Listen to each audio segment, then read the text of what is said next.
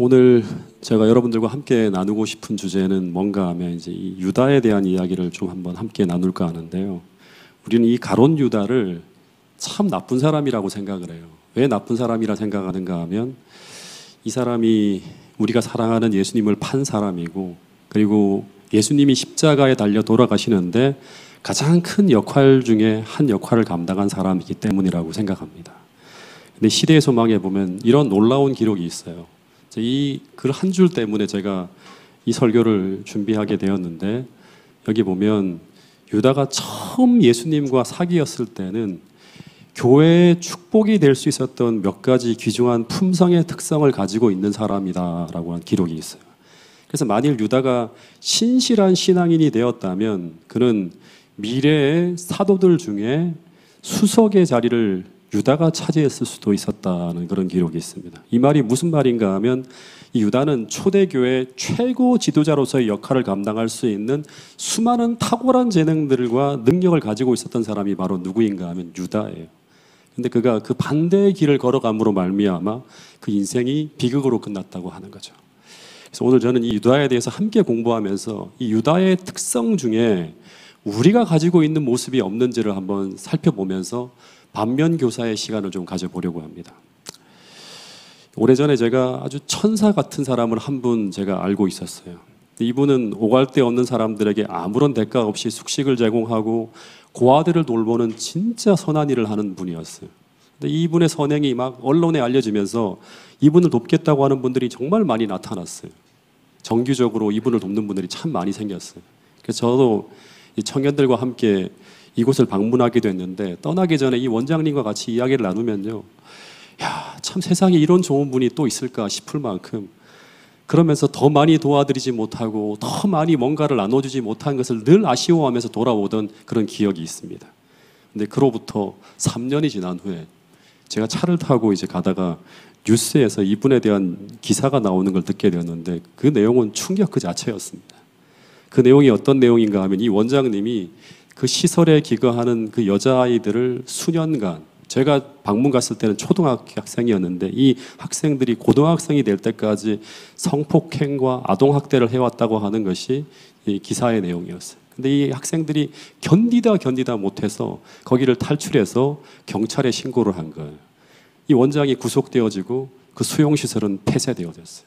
근데 만약 이 사실이 폭로되지 않았다면 지금까지도 그분은 어떤 분인가 하면 우리에게 고아들의 아버지이냐, 천사의 가면을 쓰고 살아오고 있었을 것이라고 하는 거예요. 제가 그곳을 지나갈 때마다 어떤 생각이 드는가 하면 너무나 마음이, 좋은 추억이 사라진 것에 대한 아쉬운 마음이 있었다고 하는 거예요. 근데 여러분, 이런 충격적인 일이 바로 예수님이 달려 돌아가시기 전, 십자가에 달려 돌아가시기 전 겟세마네 동산에서 벌어졌다고 하는 거예요. 겟세마네 동산에서 이제 예수님이 기도를 마치자마자 제자들을 막 깨웁니다. 제자들이 막 눈을 비비며 일어나는데 군중들이 막 몰려오는 소리가 들려오는 거예요. 횃불을 든 뭐 경비대원, 폭도들, 제사장, 관원들이 예수님을 잡기 위해서 막 칼과 몽치를 들고 몰려오는데, 이때 제자들이 놀랐다고 하는 거예요. 무엇 때문에 놀랐는가 하면 첫 번째는 이 은밀한 기도처를 아무도 알 수 없는 곳인데 어떻게 이 사람들이 알고 왔을까 하는 게 첫 번째 놀란 것이었고, 또 하나 놀란 게 뭐냐 그러면 이 길잡이로 누가 서 있는가 하면 바로 가룟 유다가 서 있는 거예요. 이것은 정말 제자들에게 공황 상태로 만들 만큼 놀라운 일이었다고 하는 거예요. 즉, 그 누구도 모르는 이 은밀한 기도처인 겟세마네 동산으로 폭도들을 안내해서 이끌고 온 사람이 바로 가룟 유다라고 하는 사실이에요. 유다는 우리가 그 사람의 생애의 결과를 다 알기 때문에 유다를 나쁜 사람으로 우리가 알고 있지만, 우리가 당시 시대의 사람이었다면 우리는 절대 유다를 그런 사람으로 생각하지 않았을 것이라고 하는 거예요. 시대의 소망에 보면 이런 글귀가 있습니다. 한번 읽어보겠습니다. 716페이지인데 같이 읽어보겠습니다. 시작. 유다의 일생은 하나님께 존귀하게 여겨졌을지 모를 인생의 불행한 종말을 보여준다. 만일 유다가 예루살렘으로 가는 마지막 여행을 떠나기 전에 죽었더라면 그는 12제자에게 적합한 인물로 간주되고 그의 죽음은 매우 애석하게 생각되었을 것이다. 이 말은 무슨 말인가 하면 주님이 돌아가시기 일주일 전까지만 하더라도 그가 어떤 사람인지 아무도 몰랐다고 하는 거예요. 진짜 상상해 보는데 유다가 주님 돌아가시기 일주일 전에 죽었으면 모든 제자들은 다 어떻게 한다? 애통해하면서 그의 죽음을 애석하게 생각했을 것이라고 하는 거예요. 그래서 만약에 진짜 유다가 주님이 돌아가시기 전에 일주일 전에 죽었다면, 정말로 그런 일이 벌어졌다면 우리가 하늘나라 갔을 때 유다가 없는 것을 보면 어떻게 될까요? 왜 유다가 없지? 놀랬을 거라고 하는 거예요. 여러분, 그런데 저는 우리가 하늘나라에 갔을 때 이런 일이 수도 없이 벌어질 것이라고 저는 생각합니다. 분명히 하늘에 가면 그 사람을 만날 것을 기대하고 올라오는데 그 사람이 없게 됨으로 말미암아 놀라는 일들이 수도 없이 벌어질 것이라고 하는 거예요. 왜냐하면 우리는 그 사람의 드러난 행위밖에 볼 수 없기 때문에요. 즉 그 사람이 정말 은밀한 가운데 행하는 그 일과 더하여서 그 사람의 마음에 벌어지는 그 일을 우리는 볼 수 없고 하나님만이 볼 수 있기 때문에 하늘나라에 올라가면 놀라운 일들이 벌어진다고 하는 거예요. 여러분, 그래서 우리는 이 말씀을 정말 주목해 보아야 합니다. 전도서 12장 14절 말씀인데 같이 한번 읽어보겠습니다. 시작. 하나님은 모든 행위와 모든 은밀한 일을 선악간에 심판하시리라. 하나님은 모든 행위와, 여기 정말 중요한 게 모든 은밀한 일을 선악간에 심판하신다고 하는 거예요. 좀 쉬운 성경에 보면 하나님은 선악간의 모든 행위와 남몰래 한 모든 일을 심판하실 것이라고 하는 그런 말씀이 있습니다. 여러분, 유다의 생애는 주님이 돌아가시고 난 이후에도 철저히 가려질 수도 있었어요. 왜냐하면 유다는 워낙에 말을 잘하는 사람이기 때문에 은 30을 받은 것을 숨길 수 있었고요, 길잡이를 한 것을 부인할 수 있었고 변명할 수 있었어요. 그래서 사람들이 이런 생각을 했을 거예요. 그냥 제사장들이 예수님을 시기해서 십자가에 못 박혀 죽인 것으로 생각하고 유다의 비리는 철저히 비밀로 붙여질 수도 있었다고 하는 거예요. 근데 이런 엄청난 일을 세상에 드러나도록 하신 이유는 하나님께서 이런 목적이 있었기 때문이라고 하는데, 이 말씀은 우리 모두가 한번 마음에 깊이 새기면서 같이 함께 읽었으면 좋겠습니다. 시작. 유다의 이런 성격이 세상에 공개되도록 하신 데는 한 가지 목적이 있었다. 그것은 유다처럼 신성한 직분을 배반할 모든 자들에게 일종의 경고가 되기 위함이었다. 여러분, 유다는 예수님 가장 가까이에서 주님을 섬기는 사람이었어요. 그래서 유다의 생애가 오늘 우리에게 던지는 정말 중요한 교훈 중에 하나가 무엇인가 하면, 그것은 바로 거룩한 직분이 그 사람을 절대 거룩하게 만들지 않는다고 하는 거예요. 즉 다시 말하면 거룩한 일이 그 사람을 거룩하게 만드는 것이 아니라 거룩한 분과의 접촉이, 거룩한 분과의 만남이 그 사람을 거룩하게 만든다고 하는 사실을 우리 머릿속에 뼛속 깊이 담고 돌아가야 됩니다. 이 말이 무슨 말인가 하면, 그 사람이 그 거룩한 분과 올바른 관계를 맺고 날마다 그 거룩한 일을, 거룩한 분을 의식하는 가운데 해가면서 그 거룩한 분과의 접촉이 일어나는 일들이 벌어져야지만 우리는 거룩하게 변화할 수 있다고 하는 거예요. 그래서 아무리 제가 거룩한 말씀을 연구하고 그것을 전한다 하더라도 그 삶을 제 삶에 적용시키지 않고 그 말씀을 행하는 가운데 하나님을 경험하지 않으면 저는 절대로 변화될 수 없어요. 즉 이 말씀이 어떤 말인가 하면, 제가 먼저 이 말씀 앞에 굴복하지 않으면 아무리 오랜 시간 말씀을 전한다 하더라도 저에겐 변화가 일어나지 않는다고 하는 거예요. 심지어 그 일을 통해 큰 성공이 일어나고 더하여 그것을 통해 하나님이 영광을 받으시는 결과가 나타난다 하더라도 그 성공의 결과가 곧 내가 그만큼 거룩한 삶을 살아가고 있다고 하는 것을 보증해 주는 것이 아니라고 하는 사실이에요. 이 비극적인 모습을 보여주는 게 바로 뭔가 하면 유다의 생애라고 하는 것입니다. 여러분, 주님을 여러분의 삶 속에서 꼭 만나게 될 수 있기를 간절히 바라겠습니다. 여러분이 행하는 그 일을 통해서 하나님을 만날 수 있게 되기를 간절히 바라겠습니다. 그분과 올바른 관계를 맺으시고 그분을 의식하시고 그분을 의지하시고 그분을 경험함으로 여러분의 삶이 변화되어지는 그 경험을 매일의 삶을 통해서 경험할 수 있는 모든 성도들이 될 수 있기를 간절히 바라겠습니다. 그렇지 않으면 우리는 유다의 길을 걸어갈 수밖에 없다고 하는 것입니다. 근데 유다가 어떤 사람이었을까? 제가 유다의 초창기의 모습을 기록한 시대의 소망을 보면서요, 유다는 정말 저와 다르다고 말하기가 어려울 만큼 너무나 놀라운 기록들이 있었어요. 제게 이것이 충격이었습니다. 시대의 소망 726페이지에 보면 어떤 말씀이 있는가 하면 이런 말씀이 있어요. 그는 그리스도의 가르침이 일찍이 그가 들은 어떤 사람의 가르침보다도 훨씬 훌륭하다고 하는 것을 깨달았다. 이게 무슨 말인가 하면 유다는요, 날마다 교회에 와서 졸기만 하는 사람이 아니라 마당만 밟고 가는 사람이 아니었다고 하는 거예요. 그는 늘 말씀이 쏟아지는 장소에서 그분의 말씀을 들으면서 감동을 받고 있었던 사람이 누구인가 하면 유다예요. 예. 그러면서 어떤 기록이 있는가 하면 그는 주님을 사랑하게 되었고, 예. 심지어 그는 그의 삶이 변화되기를 소망하는 사람이었다고 하는 기록이 있어요. 너무나 놀랍지 않나요? 더하여서 유다는 주님의 이적을 지척에서 목격했어요. 예. 날마다 병든 자가 고침을 받고 죽은 자가 살아나고 그들이 하나님을 찬양하는 것을 친히 목격한 사람이 누구인가 하면 유다라고 하는 거예요. 그러니까 영광스러운 교회의 역사가 막 펼쳐질 때 그는 그 중심에서 그것을 가장 가까이에서 바라보며 헌신 봉사하던 사람이 누구였는가 하면 바로 유다라고 하는 거예요. 더 충격적인 것은 뭔가 하면 이 유다는 주님으로부터 병자를 고치고 귀신을 쫓아낼 능력까지 받았던 사람이에요. 그러니까 직접 예수의 이름으로 귀신을 쫓아내고 전도도 하든 성령의 능력을 체험하든 체험적인 신앙인이 누구인가 하면 바로 유다라고 하는 거예요. 나를 통해 이런 일이 벌어지네. 나를 통해서 하나님이 역사하시는 이런 놀라운 경험을 했던 사람이 누구인가 하면 유다라고 하는 거예요. 그러니까 유다라는 인물은 어찌 보면 오늘날 수많은 사람들에게 칭찬과 존경을 받는 장로나 목사나 신실한 집사와 같은 그런 사람이 바로 유다라고 하는 거예요. 그럼 중요한 게 뭐냐 그러면 그런 유다가 왜 이런 길을 걸어가게 되었을까 하는 거예요. 오늘 우리는 이 미스테리를 풀어야 돼요. 그리고 우리가 반면교사로 삼아야지만 우리는 유다의 길을 걸어가지 않을 수 있다고 하는 것입니다. 제가 첫 번째 하나 눈여겨본 게 뭔가 하면 시대의 소망에 보면 예수님이 12사도를 뽑을 때 그때 11사도는 다 주님께서 불렀어요. 직접 이 사람들 하나하나를.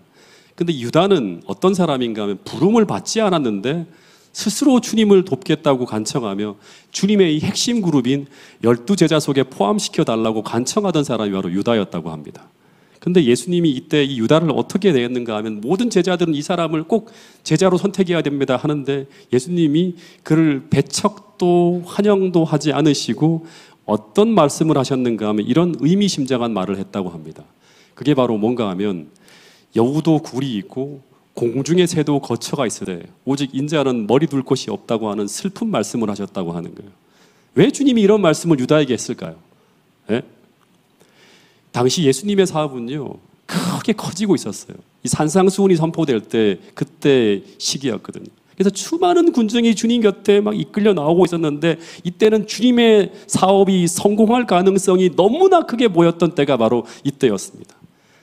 그래서 이런 때 유다는 주님을 따르게 될 때 얻게 될 그 보상인 부귀 영화를 기대하며 나온 것이라고 하는 거예요. 그때 예수님이 그 동기를 본 거예요. 그러면서 뭐라고 했는가 하면 여우도 굴이 있고 공중의 새도 집이 있는데 인자는 머리 둘 곳조차 없다고 하는 말씀을 하시면서 나에게 그런 기대를 하면서 쫓아오지 말라고 하면서 딱 이런 이야기를 하신 거예요. 여러분 지난번에 제가 이어서 계속 말씀드리지만 오늘 내가 어떤 동기와 어떤 마음을 가지고 주님 앞에 나오고 있는가 이게 너무나 중요하다고 하는 거예요. 근데 여기서 또 하나 우리가 궁금한 게 뭔가 하면 여쭤볼게요. 제가 볼 때 다른 제자들도 이런 유다에게 있었던 이런 세상적 욕망이 없었던가요? 다른 제자들은 없었던가요? 네. 다 있었죠. 전부 다 메시아 왕국이 세워지게 될 때 거기서 누가 더 높은 지위를 얻을까를 놓고 다투기도 하고 하는 그런 일이 벌어지기도 했습니다. 그러면 유다나 다른 제자들이 다 똑같은 거 아닌가요? 다른 제자들과 유다와의 차이가 무엇일까요? 진짜 중요한 겁니다. 그 차이가 뭘까요?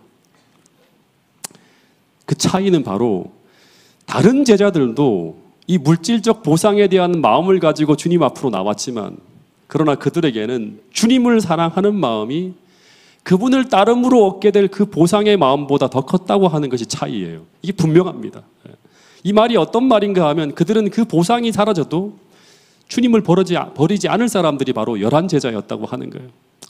여러분 그런데 성경을 보니까 이 마음은 반드시 시험되어진다고 하는 거예요. 욥기서를 보면 사단이 하나님에게 욥의 신앙이 어떤지, 하나님이 부어주시는 이 물질적 보상님 때문에 주님을 섬기는지 아니면 진짜 하나님을 섬기는지 한번 시험해 보자고, 시험하게 해달라고 하나님께 요청했을 때 하나님께서 그걸 막지 않으시고 어떻게 하는가 하면 그것을 증명하도록 시험을 허락하시는 장면을 보게 됩니다. 이제 이 말씀을 보면 우리는 무엇을 알 수 있는가 하면 결국 우리의 신앙의 동기가 반드시 시험되어진다고 하는 거예요. 그 어때가 언젠가는 반드시 찾아온다고 하는 것입니다. 그 유다나 제자들에게 그것을 시험하는 것이 바로 언제였던가 하면 십자가였다고 하는 거예요. 이 십자가는 제자들이 기대했던 세상적 보상이 다 깨어지는 그런 사건이었어요. 왜냐하면 주님이 그들이 기대하던 세상의 보좌가 아니라 십자가의 죽음으로 끝났기 때문이라고 하는 것입니다. 그런데 그때 이 11 제자들은 비록 연약했지만 주님을 사랑하는 마음이 그들을 지배하고 있었기 때문에 그들은 다시금 주님께로 돌아갔다고 하는 것입니다. 유다도 주님을 사랑하는 마음이 있었지만 그러나 그를 지배하고 있는 지배적인 동기는 무엇인가 하면 예수님의 사랑보다 그를 훨씬 더 능가하는 세상적 욕망, 자신의 욕망이 있었다고 하는 것입니다. 여러분, 이 신앙적 동기가 3년 반의 시간 동안 주님과 따라다녔지만 그에겐 변화가 없었다고 하는 것이죠. 여러분, 참 그리스도인은 그들의 삶의 가치와 동기가 변화되어진 사람이라고 하는 것입니다. 즉 우리 삶을 지배하는 지배적인 삶의 가치와 동기가 변화되어진 사람이 바로 참 그리스도인이라고 하는 사실을 잊지 않게 되기를 간절히 바라겠습니다. 그래서 비록 내가 연약하고 내가 부족하고 내가 쓰러지는 일이 오늘 일어나고 있지만 그러나 11 제자들처럼 그 신앙하는 동기가 주님에 대한 사랑으로 변화되어져 있기 때문에 어떤 환난이 찾아와도 그 어떤 박해나 기근이나 적신이나 위험이나 칼이 우리를 위협한다 하더라도 그들은 주님을 사랑하기 때문에 예수 안에 있는 하나님의 사랑에서 끊어질 수 없는 사람들이 바로 거듭난 사람이라고 하는 사실을 잊지 않게 되기를 간절히 바라겠습니다. 제가 오래전에 읽은 책이 하나 있는데 여러분들도 잘 아실 거예요. 카일 아이들먼이라고 하는 사람이 쓴 펜인가 제자인가인데 이 원제목은 나더 펜이라고 하는 제목으로 쓰여진 책인데 여기 보면 펜과 제자의 공통점이 있는데 그게 뭔가 하면 그들은 둘 다 어떤 대상을 그냥 좋아하는 게 아니라 굉장히 좋아하는 사람이라고 하는 거예요. 그러나 펜은 제자들과 좀 다른 게 있어요. 이 펜은 어떤 사람인가 하면 응원하는 팀이 자꾸 패하기 시작하고 자기 팀을 응원하는 것이 재미가 없어지면 어떻게 되는가 하면 그렇게 좋아하는 마음도 같이 식어가고 심지어는 다른 팀으로 옮겨지는 것이 바로 이 펜이라고 합니다. 근데 이 책을 보면 그리스도의 제자는 펜이 아니래요.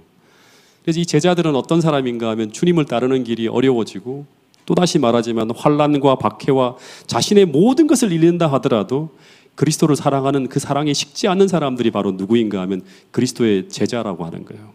그러나 유다는 이 삶의 동기와 목적이 또다시 말하지만 그리스도가 아닌 물질에 대한 사랑과 탐욕이 여전히 그를 지배하고 있었기 때문에 결국 그는 그 상황이 바뀌어졌을 때 결국 주님을 사랑하지 못하고 결국 떠나갔다고 하는 것이죠. 또 하나 제가 이 유다의 생애를 보면서 참 놀라운 것은 뭔가 하면 우리가 계속 교회를 다니고 말씀을 보고 기도하고 있는데 그러면 마태복음 13장이라든가 이런 천국의 비유를 보면 어떤 일이 벌어져야 되는가 하면 계속 우리 안에 담겨진 이 하나님에 대한 사랑과 이 믿음과 욕망이 계속 자라야 돼요. 근데 유다는 3년 반을 따라다니면서 어떤 일이 벌어졌는가 하면 주님 곁에 머물고 있었는데 그리고 계속 하나님 말씀을 듣고 있었는데도 놀라운 것은 뭐냐 그러면 죄된 욕망이 계속 그 마음에서 자라났다고 하는 거예요. 제가 이제 오래전에 어떤 분이 제게 전화가 걸려왔어요. 너무나 변화를 경험하고 싶어하는 그런 분이었는데 제게 이런 질문을 하셨어요. 목사님, 어떻게 하면 내 마음이 내 인생이 변화될 수 있는지를 제게 물었어요. 근데 제가 그분과 통화하면서 이런 말씀을 드린 기억이 있어요. 그 일을 위해서 우리가 주님께 드릴 수 있는 것, 우리가 할 수 있는 것은 딱 하나라고 하는 거예요. 그게 뭘까요? 이 정로의 계단에 보면 나오는데 바로 우리의 의지라고 합니다. 근데 만약 오늘 우리가 이 나의 의지를 이 유다와 다르게 적당히가 아니라 온전히 드렸다면 거기서 우리는 나의 죄가 씻겨 나가는 용서를 경험하게 되고 더하여서 거기서 주님께서 주시는 새 옷으로 갈아입는 칭의와 내가 새롭게 변화되어지는 성화를 반드시 경험할 수 있다고 하는 것이 성경의 진리예요. 이것을 믿고 살아가는 사람들이 바로 누구인가 하면 바로 오늘 우리들이라고 하는 거예요. 그래서 혹시 오늘 여러분들의 마음속에 여러분들이 여러분들 자신을 들여다볼 때 내 안에 아무리 세상적 욕망이 크고 내 속에 아무리 정욕이 불타오르고 내가 아무리 큰 죄악의 사슬에 지금 불들려 있다 하더라도 오늘 우리가 정말 그 문제를 해결하고 싶다면 우리가 지금 할 수 있는 것은 단 하나다. 그게 바로 뭔가 하면 내 의지를 기도를 통해서 그리고 매 삶의 순간마다 주님께 드리는 것이라고 하는 거예요. 우리가 우리의 의지를 주님 앞에 드릴 때 하나님은 어떻게 하시는가 하면 우리의 마음속에 회개의 마음을 부어주셔서 죄를 저항하게 하시고 그리고 그때마다 우리를 성결케 하는 성령의 씻음과 우리를 변화시키는 능력이 그 믿음을 통해 우리 안에 역사한다고 하는 것이 성경과 예언의 시대를 통해서 우리에게 들려주는 중요한 말씀이라고 하는 것입니다. 그리고 그때 나를 붙들고 있는 죄의 사슬과 부패의 요소들이 정복되어져 나가는 역사를 우리는 경험하게 된다고 하는 것입니다. 여러분, 이 경험을 지금 이 시기에 우리는 반드시 해야 됩니다. 근데 유다는 이 경험 속으로 들어가지 못하고 있었다고 하는 거예요. 3년 반 동안 주님을 따라다녔지만 매일 감동적인 말씀을 듣고 있었지만 최고의 교사 밑에 있었지만 그런 이 변화가 일어나지 않고 반대로 이 상황이 흘러갔다고 하는 것입니다. 제가 이 시대 소망에 이 슬픈 글이 적혀 있는 걸 보면서 참 마음이 아팠어요. 이 말씀도 같이 한번 읽어보겠습니다. 시대의 소망 716페이지에 있는 말씀입니다. 시작. 구주께서는 유다를 거절하지 않으셨다. 그분은 12 중에 한 자리를 유다에게 주셨다.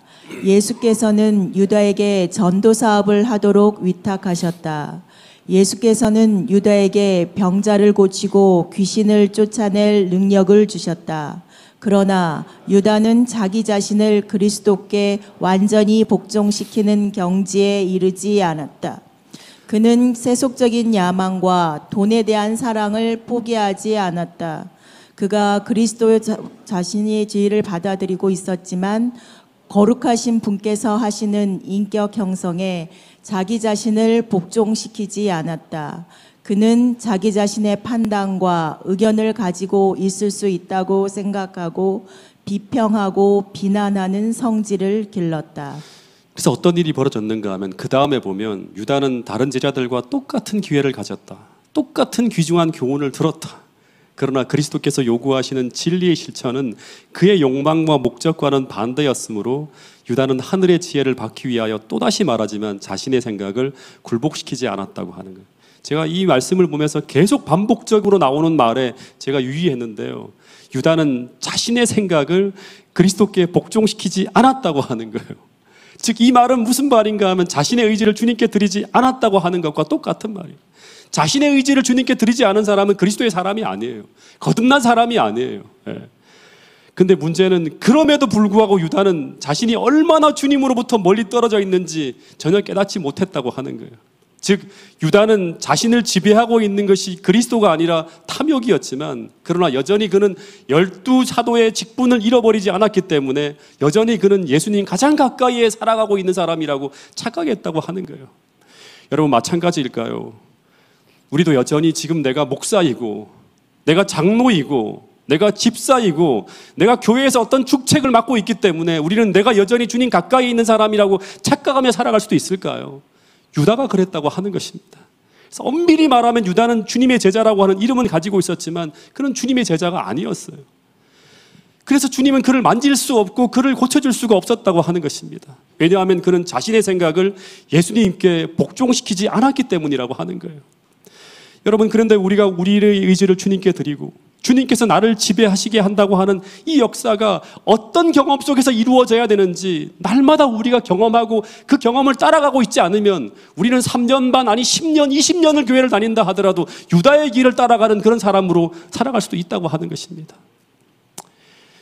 제가 어느 교회에서 심우하고 있을 때 아주 밤늦은 시간 제가 아는 어떤 지인의 장례가 터졌다고 하는 이제 통보를 받았어요. 밤 12시 거의 다 갈 때였어요. 당시 교회 일이 엄청나게 바쁘게 돌아가고 있었는데 이제 그것을 알게 된 게 목요일 밤늦은 시간인데 근데 상황상 제가 조문을 하려면 그 시간에 그 밤늦은 시간에 새벽같이 갔다 와야 돼요. 근데 장례는 매우 슬픈 장례이고 내가 꼭 가야 하는 자리였어요. 이제 우리 교회분은 아니었지만 이제 오랜 지인이었기 때문에. 근데 그곳에 가는 것이 거리가 멀고 더군다나 다음 날이 금요일이고 해서 여러 가지로 부담스러운 거예요. 왜냐 그러면 당시 제가 금요일 설교와 안식일 설교를 2번을 해야 되는데 상황이 주중에 여러 가지 일들로 인해서 설교 준비가 많이 부족한 상태였어요. 그래서 제가 제 아내에게 지금 이런 상황이니 당신이 지금이 아니라 내일 혼자 좀 다녀오면 안 되겠어 하고 물었어요. 그리고 나는 안식일이 지난 후에 좀 다녀오면 안 되겠는지 한번 물어봤어요. 그랬더니 아내가 정색을 하면서 설교 준비 때문에 그곳에 못 간다고 하는 것이 이해가 안 된다고 하는 거예요. 그러면서 하는 말이 그곳은 내가 가야 되는 곳이 아니라 당신이 가야 하는 자리라고 하면서 이런 말을 하는 거예요. 여보, 이 일은 자신이 생각할 때 설교 100번 하는 것보다 더 중요한 일로 생각한다. 그러면서 혹시 당신이 이 일로 인해서 설교 준비가 좀 부족하다고 하더라도 하나님이 그 부족을 보충해 줄 것을 믿어야 되지 않겠냐고 하는 거예요. 당신이 이렇게 사역한다면 늘 당신이 말하는 인본주의식으로 하고 있는 게 아니냐는 이런 얘기를 하는 거예요. 그러니까 설교를 아주 열심히 듣는 사람이 제 아내예요. 그러면서 하나 덧붙이는 것이 지금 이 시간 당신이 그곳에 가는 것은 당신이 늘 말하는 보이지 않는 작은 일이라고 하는 거예요. 그러면서 이 말을 쭉 하는데 계속 들어보니까 어떤 얘기인가 하면 가르친 대로 설교한 대로 살라고 하는 거예요. 근데 이 이야기를 그 시간 쭉 듣는데 듣기가 너무 힘들었어요. 여러분, 이런 숨기고 싶은 연약하고 부족한 모습들이 어떤 상황을 통해서 내게 책망처럼 드러날 때 이때 대부분 우리가 성화되지 못한 사람이라면 우리의 감정이 흐트러집니다. 왜냐하면 그 환부가 드러날 때 우리는 아프기 때문이에요. 그러면서 화가 나기도 하고 변명하고 싶고 도리어 다른 것을 막 공격하고 싶은 그런 마음이 우리 마음속에 일어나요. 근데 이때 우리가 내 감정을 주님 앞에 내려놓고 묵묵히 그 말씀을 받아들이는 것, 이것을 가지고 우리는 주님 앞에 나의 의지를 드리는 것이라고 하는 거예요. 예. 그리고 이것을 가지고 우리는 우리 자신을 주님께 굴복하는 복종이라고 이야기하는 거예요. 수많은 예언의 신의 말씀에 성경에 나오는 표현들이 바로 이런 상황에 적용될 수 있는 것이라고 하는 거예요. 근데 그렇게 할 때 내 안에 어떤 일이 벌어지는가 하면 주님께서 만지시는 인격 형성의 역사가 펼쳐진다고 하는 것입니다. 그리고 거기서 내 자아가 깨어지는 일이 벌어진다고 하는 거예요. 근데 이것이 얼마나 어려운 일인지 10시간 성경 보는 것보다 더 힘들어요. 저는 그 밤에 그 차를 타고 그곳에 가는 내내 이게 얼마나 힘든 일인지 새삼 느끼게 되었다고 하는 것입니다. 그런데 여러분, 유다는 그의 잘못을 드러내는 정말 아프고 속상하고 수치스러운 괴로운 상황 속으로 들어갈 때마다 주님께서 수도 없이 그런 상황을 만들어서 너의 고칠 부분들을 계속 보여줄 때마다 그는 그 주님의 말씀에 자신을 드리지 않았고 자신을 복종시키지 않았다고 하는 것입니다. 도리어 그때마다 그는 저항하고 불평하고 심지어는 분노하면서 그 마음속에 악이 자라나도록 만들었다고 하는 것입니다. 여러분, 시대의 소망에 보면 유다에게는 이런 일이 벌어졌다고 합니다. 자, 이 말씀을 같이 한번 읽어보겠습니다. 시작. 유다는 본래 돈에 대하여 강한 애착을 가지고 있었으나 그런 말을 할 만큼 늘 불패되어 있는 것은 아니다. 그는 악한 탐욕의 정신에서 의 동기를 지배하도록 했다. 돈에 대한 애착이 그리스도께 대한 그의 했다. 그러니까 돈에 대한 애착이 신앙의 동기를 넘어섰다고 하는 것이죠. 그러니까 이 말씀은 유다가 처음부터 돈에 대한 탐욕이 그를 지배했던 것은 아니라고 하는 것입니다. 그러니까 오늘 우리가 가지고 있는 두 가지 욕망이 유다에게도 있었다고 하는 것이죠. 바울도 마찬가지예요. 로마서 7장에 보면 우리 안에는 두 가지 욕망이 공존한다고 합니다. 근데 문제는 그가 이 죄된 욕망을 점점 키우고 자라게 했다는 거, 이게 지금 문제예요. 예. 그래서 결국 이 욕망이 예수님에 대한 사랑을 완전히 지배하고 넘어서게 만들었다고 하는 것이 바로 뭔가 하면 문제의 핵심이라고 하는 거예요. 근데 이 돈에 대한 탐욕은 어떻게 자라나는가? 제가 계시록 2장을 보니까 이걸 참조한다면 주님에 대한 사랑이 식어지면서부터예요. 근데 주님이 유다를 구하기 위해서 어떻게 했는가 하면 유다의 생애를 쭉 보면요, 마지막 순간까지 어떻게든 예수님의 사랑을 보여주기 위해서 최선을 다했다고 하는 게 성경과 예언의 신의 기록이에요. 특별히 그 성만찬 마지막 예식이 진행되어지는 그 밤에 예수님이 유다가 이제 주님을 팔려고 나가려고 할 때 마지막 기회잖아요. 주님께서 유다 앞에 무릎을 탁 꿇고 그 유다의 발을 씻기면서 비록 말로는 표현되지 않았지만 그 유다의 발을 붙드시고 무엇라고 말씀하셨을까 생각해 보는데요. 유다야 제발 회개하고 돌아오라고. 그래서 아마 울면서 눈물을 흘리면서 그의 발을 어루만지셨을 거라는 생각이 들어요. 여러분, 근데 시대의 소망에 보면 이때 유다의 마음은 주님의 사랑에 흔들렸다고 하는 그런 표현이 있습니다. 그를 살리시기 위해서 친히 무릎을 꿇으시기까지 하시면서 겸손히 그의 발을 눈물을 흘리며 씻길 때 거의 회개할 뻔했다고 하는 그런 기록이 있습니다. 근데 이 유다의 마음속에 이 자아가 너무나 크게 자라나서 세상에 대한 탐욕이 너무나 커져 있어서 그는 그 죄악을 주님 앞에 내려놓지 못했다고 하는 기록이 있습니다. 그러면서 그는 그분의 사랑과 3년 반 동안 그분께서 기도하시면서 은혜를 베풀어 주시고 눈물을 흘리셨던 그 모든 사랑과 은혜를 헛되이 받았다고 하는 것입니다. 그러면서 그는 마지막에 주님이 주신 그의 의의 옷을 벗어버리고 세상을 향해 달려나갔고, 그 결과 사단에게 만신창이가 되어서 마지막에는 스스로 목숨을 끊었다고 하는 기록이 바로 성경과 예언의 시편에 나오는 유다에 대한 아주 비극적인 기록이라고 하는 것입니다. 여러분, 이 유다의 이야기를 통해서 오늘 주님께서 우리 모두에게 주시는 메시지는 바로 이것입니다. 이 마지막 말씀 큰 소리로 함께 읽어보도록 하겠습니다. 고린도후서 6장 1절부터 2절까지 있는 말씀입니다. 시작. 우리가 하나님과 함께 일하는 자로서 너희를 권하노니 하나님의 은혜를 헛되이 받지 말라. 이르시되 내가 은혜 베풀 때에 너에게 듣고 구원의 날에 너를 도왔다 하셨으니 보라 지금은 은혜 받을 만한 때요 보라 지금은 구원의 날이로다. 여러분, 아직도 은혜가 베풀어지고 있는 이 은혜의 시기가 지나가는 이때, 오늘 우리 모두가 예수님의 은혜를 헛되이 받지 말게 되기를 간절히 바라겠습니다. 폭포수처럼 쏟아지고 부어지는 이 하나님의 사랑을 받기 위해서 마음을 열고 매일 매순간 우리의 의지를 주님께 드림으로 말미암아 하나님께서 어루만지시는 그 치유의 역사와 변화의 역사, 성화의 역사가 모든 성도들에게 바람처럼 불게 되기를 간절히 바라겠습니다. 거룩한 마음을 가지고 함께 연합해서 주님 오시는 그 길을 예비할 수 있는 성도들로 우리 모두가 거듭나게 되기를 간절히 바라면서 오늘 말씀을 줄이도록 하겠습니다.